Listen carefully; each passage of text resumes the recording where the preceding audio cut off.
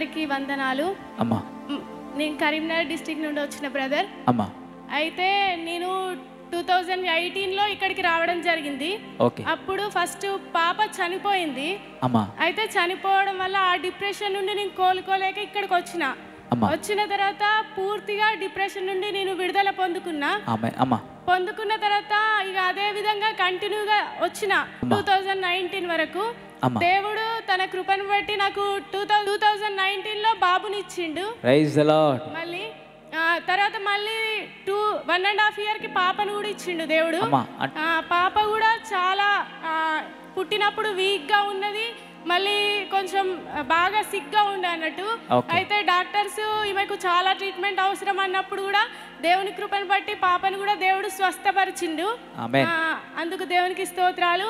మళ్ళీ ఇంకొక సాక్ష్యం ఏంటంటే బ్రదర్, 2011-2012 అనుకుంటా. అయితే అప్పుడు నేను డిగ్రీ అయిపోయింది. అప్పుడు ఆంటీ వాళ్ళు డాడీ వాళ్ళు కరీంనగర్లో ప్రేయర్స్ పెట్టారు, మీటింగ్స్.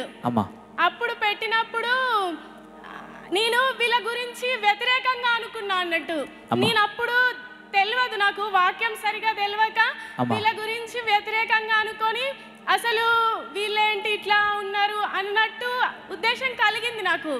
కలిగి మా ఇంట్లో కూడా మేము ప్రేయర్కి వెళ్ళినాము, వచ్చినాము. వీళ్ళ మీద వ్యతిరేకంగా మాట్లాడినా నేను ఇంట్లో. అయితే ఏ సందర్భాన్ని బట్టి అంటే ఒక ఆమె సాక్ష్యం చెప్పలేకపోవడాన్ని బట్టి, సాక్ష్యం కాదు, ఆమెను డాడీ పిలిస్తే ఆమె రాలేదు ఆ రోజంట. అయితే దాన్ని బట్టి ఆమె తెల్లవారు చనిపోయిందో ఏమో అంటే అది నేను నమ్మలేదు. నమ్మక వీళ్ళు ఇట్లా చేస్తారా అన్న వ్యతిరేకత నాకు వచ్చింది వీళ్ళ మీద, ఆంటీ వాళ్ళ మీద, డాడీ వాళ్ళ మీద.